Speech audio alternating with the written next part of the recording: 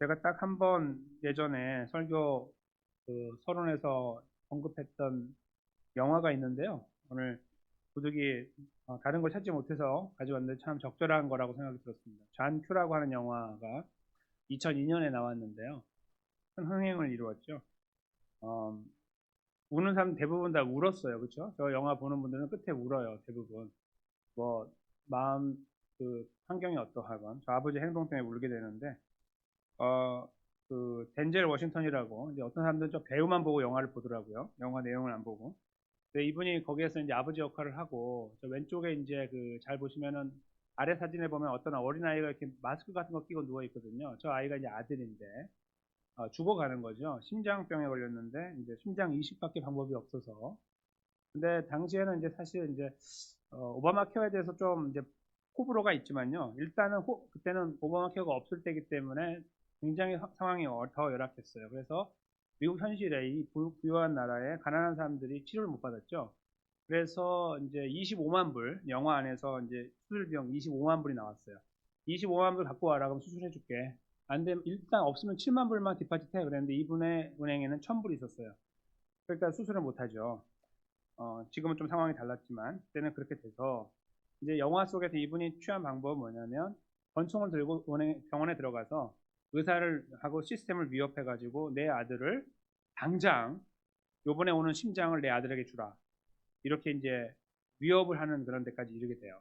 사람을 죽이려고 하는 게 아니고 자기가 아버지로 살 수 있는 게 없기 때문에 너무 답답하여서 현실을 극복하기 위한 자구책이었어요. 그래서 이제 그런 과정을 쭉 지나가다가 결국 이 사람 이름이 잔 큐인데 이 사람이 마지막에 생각한 것이 내가 죽어야겠구나, 차라리. 이거 언제 심장 구하나. 돈이 있어도 구하기 힘들다는데 나같이 이런 사람한테 누가 주겠나. 내가 죽어서 내 심장을 주자 하고서 총으로 자기 머리를 쏘려고 그러죠. 그리고 이제 준비를 하고 이, 이 이식 준비를 다 끝내죠, 영화에서. 그래서 아들이 옆에 누워 있고 본인이 아들을 보면서 이제 죽어가는 거예요. 내 심장이 이제 네 아빠가 네 안에 있다 이렇게 말하면서, 그쵸, 이제 심장은 너 안에 들어가니까 나는 죽지만 이제 그런 말을 안 하고 내가 너 안에 있다 이런 말을 하면서 영화에 이제 그 굉장히 처절한 시간들을 지나가면서 이렇게 끝나는 줄 알았는데 영화 마지막에 도너, 그러니까 이제 기부자, 장기 기증자가 등장해서 이제 그 심장을 받게 되면서 이제 일종의 해피엔딩으로 영화가 이제 마무리되게 되죠. 굉장히 심플한데요. 감동이 있고 또 아버지의 사랑 또 어머니의 사랑 이런 것들을 생각할 수 있는 좋은 계기가 되는 영화이면 틀림없는데 그 좋은 감동을 잠깐 뒤로 하고 제가 한 가지 생각을 해본 것이 있어요. 뭐냐면 저 아들이 지금 현재는 굉장히 어리지만 한 20대 후반이라고 생각해 보세요. 근데 탈량이야. 그리고 맨날 놀고 뭐 문제만 일으키고 일도 안 하고 뭐 이렇게 살아요. 근데 사고만 치고 나이가 이제 막 그렇게 됐는데도 그 다음에 이 아버지하고 어머니하고 관계도 안 좋고 막 싫다고 막 말하고 해코지를 하고 이렇게 한다고 생각해요. 그래서 아버지 어머니와의 관계가 굉장히 위험을 막 느낄 정도로 힘들고 어려워요. 그런 상황 속에 이 똑같은 상황이 펼쳐졌다고 생각해 보세요. 그 조건을 달아가지고. 그때 그 아버지가 그래도 내 아들인데 내가 죽어야지 이렇게 생각했을까요? 물론 그럴 수 있습니다만 잘 생각해 보셔야 됩니다. 사람의 그 인생은 시간이 가면 갈수록 복잡해지게 돼 있잖아요. 어렸을 때 친구들 관계하고 20대 친구들 관계하고 40대, 50대 점점 관계가 넓어지면서 오는 그 관계 무게들은 굉장히 커지잖아요. 어렸을 때 못 느꼈던 것들이 막 몰려오면은 감당이 안 되는 상황을 만나잖아요. 인간관계는 그렇게 돼 있어요. 눈덩이가 불어가는 것처럼 돼 있거든요. 그런 것들을 이 단순한 영화에서 그냥 이거만 보고서 눈물 한 번 흘리고 끝날 것이 아니라 이걸 잘 생각해 볼 필요가 있다는 것을 제가 말씀드리는 거예요.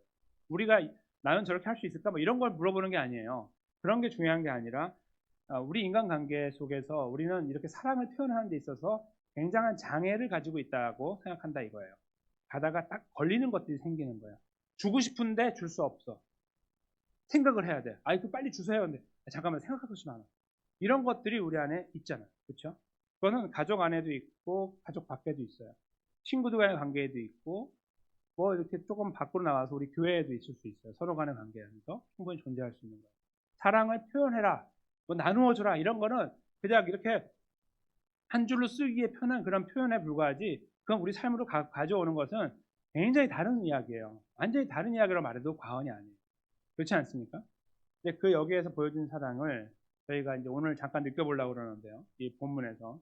근데 저는 이 존 큐가 보여준 저 사랑보다 훨씬 더 복잡한 관계 속에서 존 큐는 어린 아들, 아무것도 모르는 그 아들, 이제 내가 모든 걸 다 주고 난 죽겠다 하는 그런 정도의 사랑을 갖고 있는 사랑의 관계 속에 있던 그 아들과의 관계에서 이루어졌다면, 어쩌면 오늘 본문은 진짜 인간적인 관계 속에서, 저거는 영화니까, 그러나 우리 삶으로 들어왔을 때는 아주 아주 복잡한데, 그때에도 과연 이런 사랑이 가능할 건가에 대한 생각들을 할 수 있도록 도와주는 말씀이 될 것이고, 더 나아가서 여기서 저희는 우리를 향한 하나님의 사랑에 대한 의미를 더 깊이 생각할 수 있는 기회가 될 거라고 생각합니다.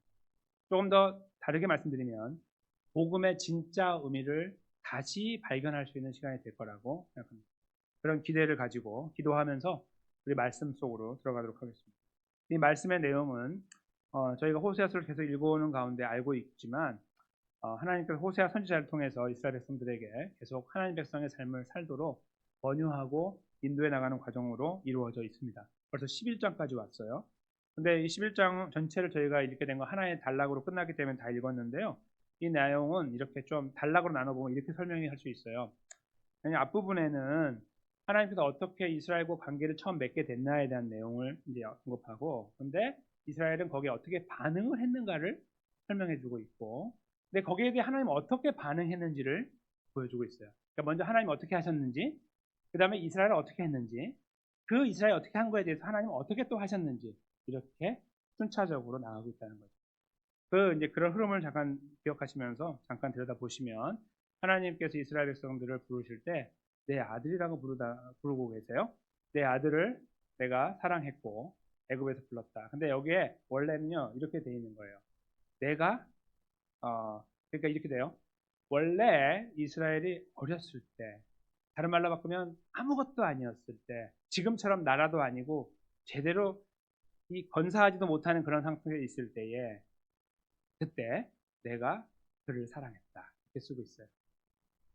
하나님의 사랑을 여기 표현하고 있는데, 이스라엘이 어렸을 때에 이스라엘이 사랑스러워서 사랑했다 이렇게 쓰고 있지 않고, 이스라엘이 어렸을 때에, 어린이였을 때 내가 사랑했다 이렇게 쓰고 있다는 것에 주목해야 됩니다. 하나님께서 자꾸 의도를 나타내고 계시는 거예요. 나중에 더 나오겠지만. 그래서요, 어떻게 그를 부르냐면 아들이라고 부르고 그 아들을 애굽에서 불러냈다 이렇게 설명하고 있어요. 이스라엘 백성들의 출애굽 사건을 말하는 것이겠죠. 그런데 시간이 좀 지나요. 이제 몇백 년 지났어요. 몇백 년 지난 다음에 지금 상황으로 다시 돌아오는 거예요. 그건 옛날 이야기잖아요. 지금으로 돌아온 게 2절이에요. 선지자들이 그들을 부를수록 그들은 점점 멀리하고 바알들에게 제사하며 아로새긴 우상 앞에 분향하였다. 선지자를 한 명 보내면 한 걸음 뒤로 물러가. 2명 보내면 2걸음 물러가. 아니, 한 명 보내면 한 발짝 앞으로 와야지. 근데 반대로 가는 건데 계속 그렇게 합니다. 그 표현이 참 재밌죠. 그러니까 보내면 보낼수록 뒤로 갔다는 말이에요. 보내면 보낼수록 뒤로 가. 앞으로 안 오고.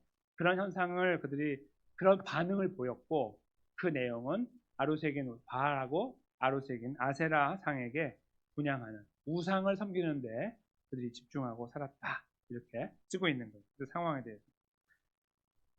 근데 그런 와중에 이제 하나님 반응이 나오는데, 하나님 반응 3절인데요. 그러나 내가 에브라임에게 걸음을 가르치고 내 팔로 안았음에도 내가 그들을 고치는 줄을 그들이 알지 못했다.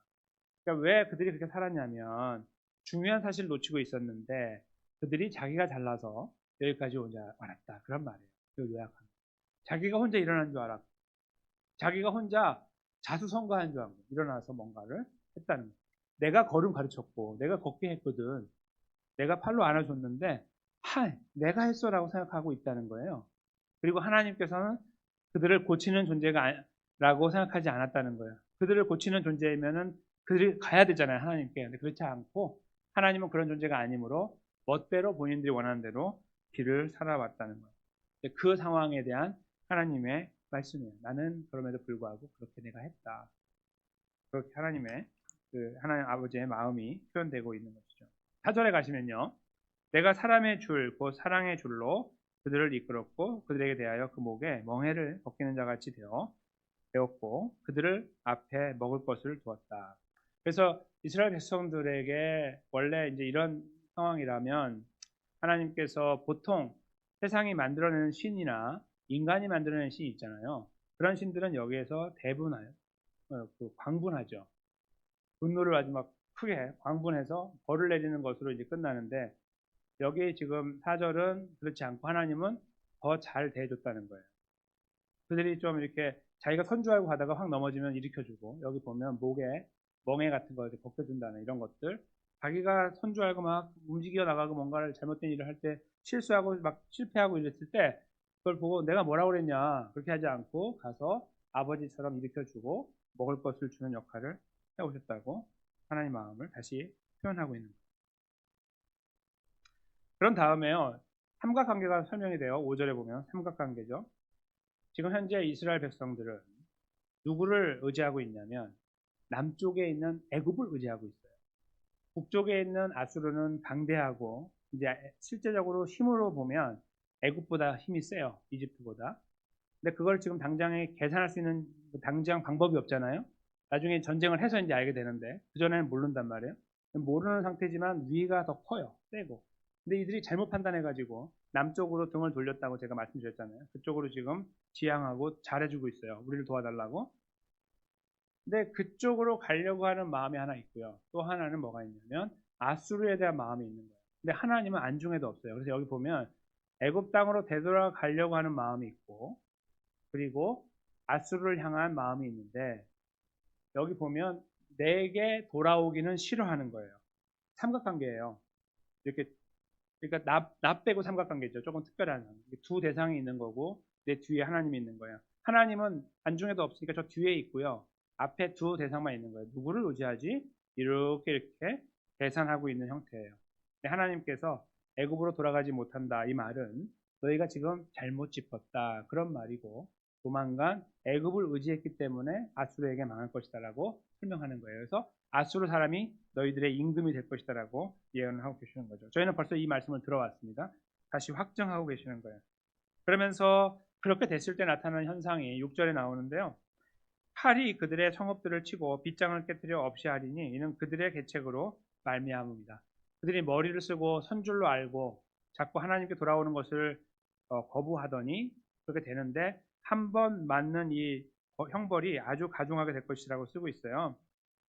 이것은 지금은 모르지만 호세아서가 끝나고 나서 한참 뒤에 이제 이 사실이 드러나게 돼요. 이제 한참 뒤는 아니고 이제 얼마 뒤에 드러나게 되고 그 상황이 어떠한지에 대한 거는 여러 가지 기록도 있지만 1955년부터 58년까지 이제 고고학자들이 이 지역 하솔이라는 지역이 있어요. 하솔이라는 지역을 이렇게 연구했어요. 땅을 파가지고. 근데 얼마나 디테일하게 했냐면 4년 동안 해서 되게 오랫동안 한 건데요.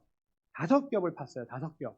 첫 번째 이게 한 번 해가지고 아래에 나온 걸 긁어서 이렇게 보거든요. 그거를 다 꺼내고 또 팠어요. 또 파고 또 파고 또 파고 5번 했더니 뭐가 나왔냐면 이제 비문 같은 거 있잖아요. 무덤 비석 같은 것이 나왔는데 거기를 이제 해석을 했더니 기가 막힌 얘기가 나와요. 그러니까 지금 여기서 말한 게 이루어진 걸 기록해 놓은 거예요. 아수르 왕 디글라빌레스 3세가 이스라엘 사람들을 죽일 때 화가 치밀어 오른 듯해서 창상, 막 창으로 찌르는 막 이런 거 있잖아요. 창상. 그 창으로 찔린 자국과 칼을 채찍처럼 휘둘렸다라고 써 있어요. 그러니까 이 왕이 그냥 죽인 게 아니라 왜 저렇게 분이 났는지 모르나 들어와서 그냥 힘도 없는 그 민족을 죽일 때에 막 장난치듯이 죽인 거예요. 분노를 쏟아 부으면서 칼로 막 휘둘러 가지고 막 잘라내고 막 가르고 막 이렇게 해서 죽였다는 거죠. 그것이 비문에 적혀 있는 거예요. 그러니까 지금 오늘 6절에 나와 있는 하나님의 진노에 대한 내용이 얼마나 사실로 입증이 됐는지 역사가 기록하고 있는 거예요. 여기쯤에서 여러분들과 저는 이런 생각할 수 있습니다. 하나님께서 벌 내리셨네. 벌 내리셨네요. 그럴만 하니까 벌을 받은 거 아닙니까? 글쎄요. 일단은 조금만 더 읽어보겠습니다. 여기에서 7절을 잠깐 보십시오. 아까는 내 아들이라고 부르던 이제 내 백성이라고 부르죠. 하나님 뜨거운 마음이 나오는데요. 끝끝내 내게서 물러가나니 비록 그들을 불러 위에 계신 이에게 돌아오라 할지라도 일어나는 자 하나도 없다. 죄송한데 저희 한국어 성경이 이제 지금 또 번역이 되고 있다고 제가 한번 일전에 말씀드렸잖아요. 나오기를 소망하고 있어요. 근데 지금 성경을 자꾸 바꾸는 건 좋지 않지만 이런 큰 오역에 대한 거는 바로잡아야 되기 때문에 그래요. 잘못하면 다른 이해를 하기 때문이죠. 이 7절은 앞부분 빼고 다 틀렸습니다. 죄송하지만. 예, 그러니까 하나님 말씀이 틀린 게 아니라 번역이 틀렸다는 걸 말씀드립니다. 여기서 말하는 건 뭐냐면, 그러니까 비록 그들을 불러 위에 계신 이에게 돌아오라 할지라 이런 말이 아니고요. 그들이 계속 위에 계신 자를 섬겼다. 그러나 그 위에 계신 자가 아무도 일으켜주지 못한다. 구원하지 못한다. 그런 말이에요. 원래 말이. 완전히 다른 의미죠.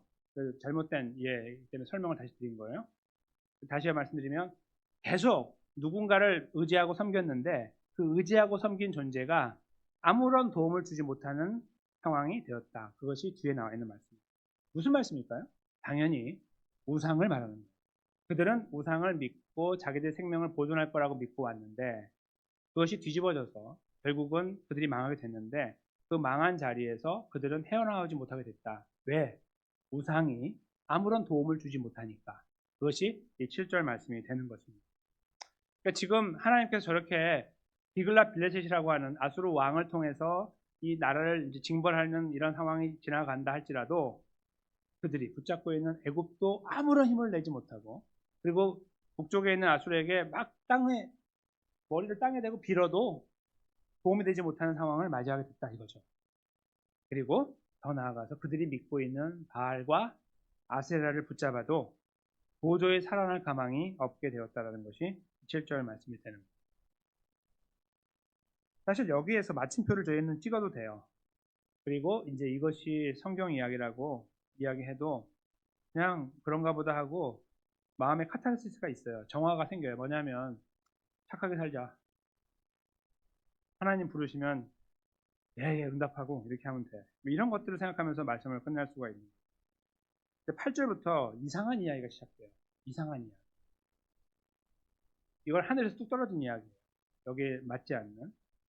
에브라임이여 내가 어찌 너를 놓겠느냐. 이게 어찌 너를 하는 게 4번 나와요.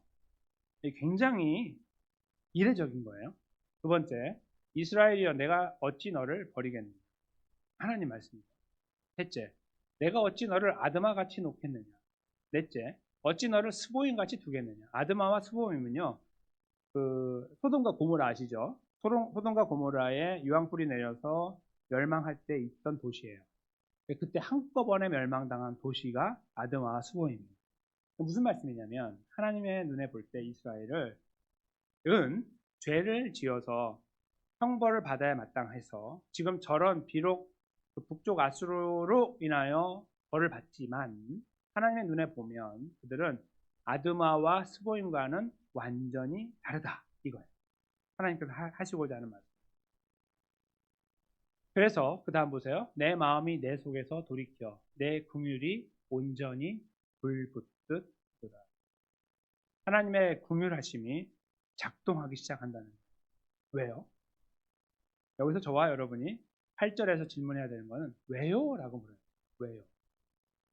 왜요? 라고 물었을 때 보통 저희들이 일반적인 종교에서 찾는 답은요. 마음이 조금 움직였어. 내가 잘못했다는 걸 깨달았어. 이제 그렇게 안 해야지라는 마음이 들어서 막 꿈틀꿈틀 시작되니까 어떤 신이 그걸 딱 보고서 야, 네가 이제 잘못한 거 알았구나. 그래, 내가 이제 서서히 한번 해볼게. 회복을 주려고 하는 마음이 우연듯이 일어났다라고 비로소 일어났다라고 말할 수 있는 그런 그림이 맞는데 여기 8절에서는 아무런 이야기가 7절까지에서 이야기는 그들이 잘못한 걸로 망하게 되었고 결국 그 망하는 결론에서 봤을 때 우리가 보고서 아 그렇게 됐구나라고 그냥 나쁘지 않게 끝난 이야기로 끝난 거예요. 죄를 졌으니까. 근데 8절에서 시작하는 하나님 말씀은 완전히 다른 이야기를 하는 거예요. 지금까지 무슨 말씀하셨는지 하나님 다 잊으신 것 같아요. 갑자기 새로운 이야기를 하시는 것 같은데 그게 뭐냐면 내가 그들을 품겠다 이거죠. 내 마음에 불붙듯 한다. 저와 여러분은 이 말씀을 절대로 이해 못합니다. 절대로 이해 못해요. 이 단어로만 이해하는 겁니다. 사람은 이해하지 못해요. 우리 장로님 기도 오늘 하셨죠. 하나님의 사랑을 이해하지 못해. 바로 그거예요. 이해 못해. 왜 불붙으세요? 이거는 내가 죽고 아니 못 산다는 뜻이고요. 오늘 제목처럼 나는 무조건 사랑할 거야. 사랑할 결심인 거예요. 사랑할 결심. 무슨 사랑한다고 그러면 왜? 이렇게 물어보는 게 인간이에요. 아까 영화에서는 아들이니까. 아니, 당신의 라이프를 다 던질 필요가 있어요? 내 아들이야, 당신이 뭐야? 이렇게 말하면 아무도 말 못하죠. 그 이유가 있잖아요. 이유, 분명한. 근데 거기에 다른 이유들이 붙기 시작하면 곤란한 경우를 만난다고 말씀드렸잖아요. 예를 들어 아들이 우리 가족들을 다 죽이고 막 살인자가 되고 나를 막 쫓아오고 있고 근데 심장병에 걸려갖고 이제 죽어가요, 갑자기. 그럼 내가 그 사람을 사랑하면서 내가 이걸 꺼내줘요? 아니면 내 가정을 지켜요? 뭐 이런 것들이 달라붙으면 이 이야기는 복잡하고 산으로 가는 거예요. 사랑을 실천, 말도 안 되는 이야기가 되는 거예요. 사랑할 결심이 이루어지지 못해요. 컨디션에 따라서.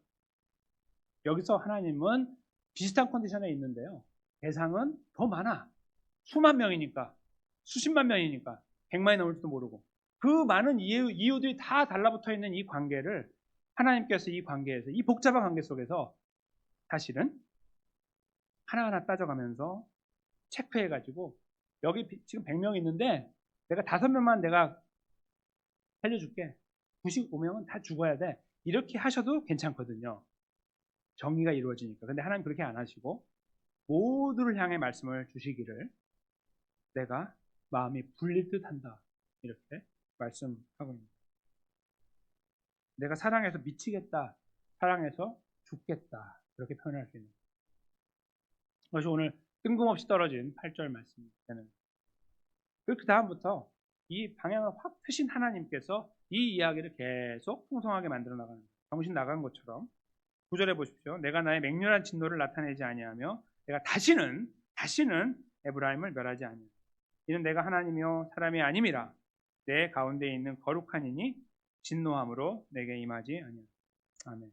여기에서 내가 하나님이요 사람이 아니라는 말이 참 놀라운 말씀인데요. 제가 여기 앞에다가 참고 구절로 적어드린 것 중에 민수기가 있죠. 네, 민수기 23장 19절 말씀을 잠깐 보세요. 읽지 않으셔도 돼요. 하나님은 사람이 아니시니 거짓말을 하지 않으시고 인생이 아니시니 후회가 없으시도다. 어찌 그 말씀하신 바를 행하지 않으시며 하신 말씀을 실행하지 않으시라. 하나님 이 말씀을 알고 계시죠? 하나님 하셨으니까 그 말씀을 가져온 거예요. 여기다가 오랜만에 민수기에서 하셨던 말씀을 오랜만에 가지고 와서 여기다 넣어놓은 거예요. 뭐라고요?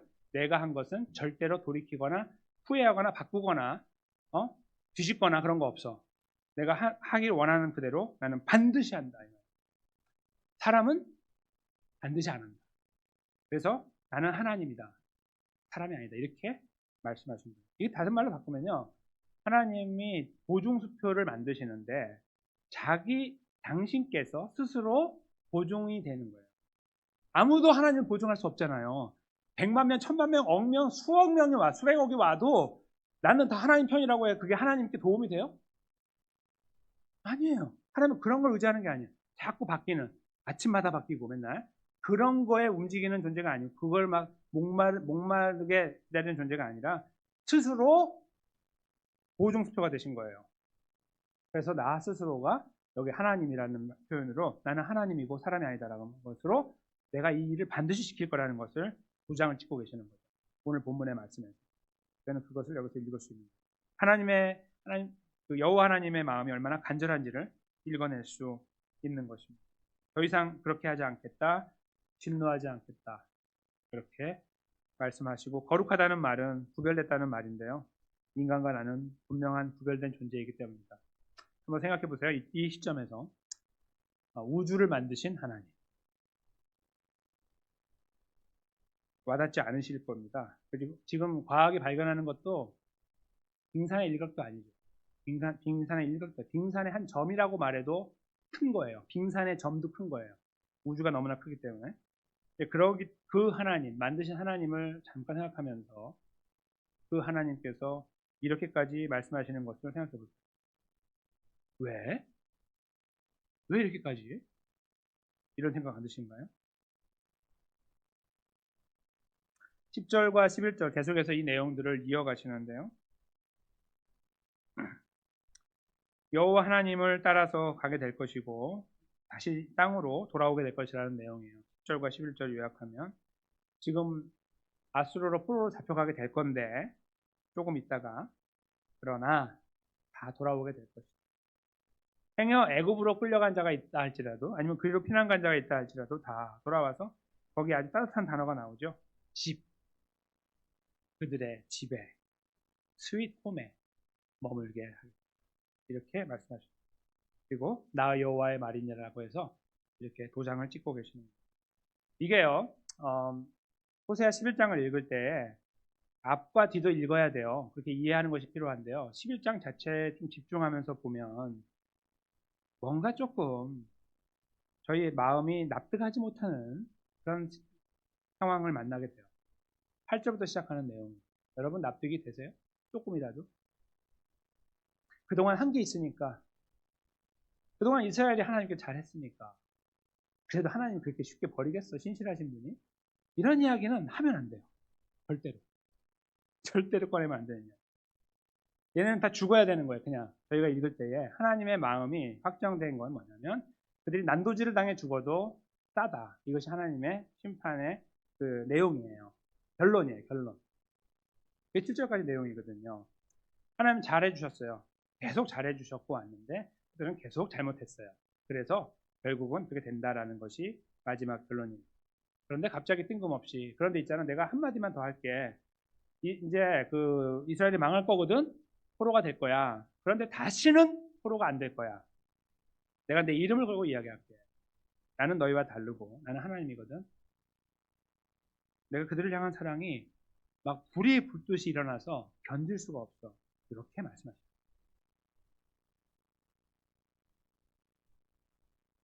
근데 이 말씀이요. 복음이에요. 구원의 복음. 오늘 저희가 그 구원론 시간에 예수님과 연합 이야기에서 좀 내용이 길면서 되게 중요한 것들을 다룰 건데 오늘 여기 나와 있는 것과 약간 연결돼 있어요. 거기서 더 디테일을 말씀드리겠지만요. 조건을 없애야 돼요. 조건. 목사 가정에 태어난 사람이 더 복됩니까? 아니면은 한량 가정에서 태어나가지고 맨날 나쁜 일을 하는 그 집안에 태어난 사람이 복됩니까? It depends. 이렇게 말해요. 영어로. 경우에 따라 다르다. 근데 그 경우가 바로 예수님. 누구든 예수님 만나면 인생 끝난 거예요. 누구든 예수님 못 만나면 인생 망한 거예요. 그렇게 정리가 돼요. 성경. 여기서 지금 말씀하려고 하는 게 바로 그거예요. 무슨 인생을 살았건 관계없어요. 어떻게 살아왔건 하나님은 케어하지 않으세요. 그것이 오늘 본문의 말씀입니다. 어떻게 말을 하고 행동하고 살아왔는지 저 인생을 보십시오. 저것이 인간입니까? 상관없어요. 하나님. 내가 구원할 건데 네가 뭐야? 이것이 하나님. 이것이 오늘 본문에서 아주 강하게 쏘아 붙이고 쐐기를 박는 복음입니다. 이것이 성경의 복음입니다. 잘 생각해 보십시오. 여러분과 제가 왜 여기 있는지. 무슨 조건이 있으셨어요? 마음이 착하셨어요? 저보다 착하셨겠죠. 저보다 선한 마음이 있으셨겠죠. 더 선한 일들을 하셨겠죠.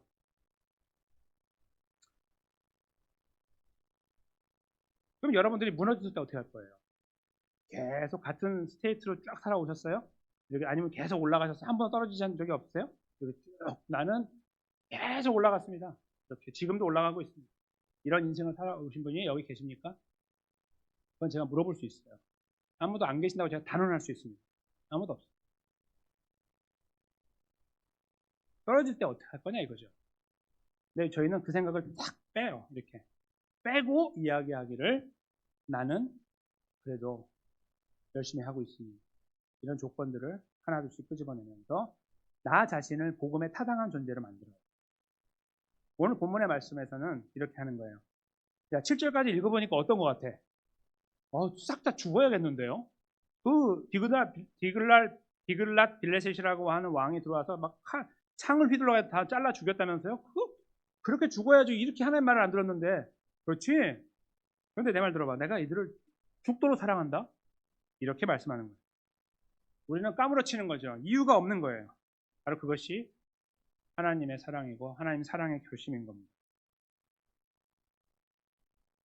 복음은 성경 처음부터 시작됐어요. 창세기 3장 15절부터. 아담과 하와가 타락한 다음부터 바로 복음이 시작됐어요.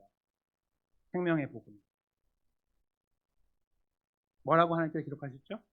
너의 후손, 뱀의 후손이 여자의 후손의 머리를, 발꿈치를 상하게 할 것이요, 여자의 후손은 뱀의 머리를 상하게 할 것이다. 예수님 십자가 사건이 벌써 무슨 말인지 전혀 못 알아듣는 아담과 하와에게 말씀하시고 끝났어요. 그리고 쫙 역사 흘러오더니 결국 2000년 전에 예수님 오신 거죠. 신약에만 이 은혜로운 복음이 남아있는 게 아니고 이미 처음 복음부터 시작된 거예요. 누가요? 하나님이 결정한 사람이 구원받아. 이렇게 말씀하신 거예요. 여러분과 제가 잘해서 구원받은 거는 결코 아니고요. 그 다음에 지금부터 더 잘 살아서 더 하나님이 우리를 더 너는 진짜는 99.9999% 구원이야 이렇게 말씀하는 게 아니고요. 예수님 안에서 100%를 말씀하고 끝났어요. 그것이 복음입니다. 그래서 이 내용을 잘 받아서 정리하고 있는 복음이 바로 로마서 9장이죠. 11절에서 13절 말씀이에요. 하나님께서 영감으로 사도 바울을 통해 기록하고 있습니다. 여기 오늘 말씀이 그대로 다 담겨 있죠. 호세아는 이 말을 한 거예요. 하나님의 영감. 한 절씩 교독하시고 13절을 함께 읽겠습니다. 제가 11절 먼저 읽겠습니다. 그 자식들이 아직 나지도 아니하고 무슨 선이나 악을 행하지 아니한 때에 택하심을 따라 되는 하나님의 뜻이 행위로 말미암지 않고 오직 부르시는 이로 말미암아 서게 하려 하사 리브가에게 이르시되 큰 자가 어린 자를 섬기리라 하셨나니. 함께요. 기록된 바 내가 야곱은 사랑하고 에서는 미워하였다 하심과 같으니라. 아멘. 여러분과 제가 알다시피 야곱이 이름이 바뀌어 이스라엘 됐죠. 이스라엘 이야기를 하는 거예요. 근데 이스라엘이 왜 이스라엘 됐습니까? 야곱이 좀 낫거든 사람이. 이럴 때 그냥 웃으셔도 돼요. 야곱이 좀 낫잖아요? 에서보다는. 에서는 칼 쓰는 사람이고 야곱은 그냥 얌전히 집에 있었으니까. 이럴 때는 웃어야 된다. 저를 비웃으셔도 돼요. 여기 지금 포인트가 뭐죠? 세 번째 줄에, 두 번째 줄부터 택하심, 죄송합니다. 행위가 어디 나오죠? 세 번째 줄. 행위로 말미암지 않고, 세 번째 줄 나오죠?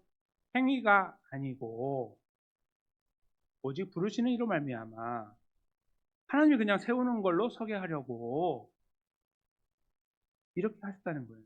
구원. 봐라. 야곱은 사랑하고 에서는 미워했잖아. 조건이 있었어? 없었잖아. 그렇게 말씀하고 있는 거예요. 이게 복음이죠. 여러분과 저는 하나님의 은혜로 택하심을 받았어요.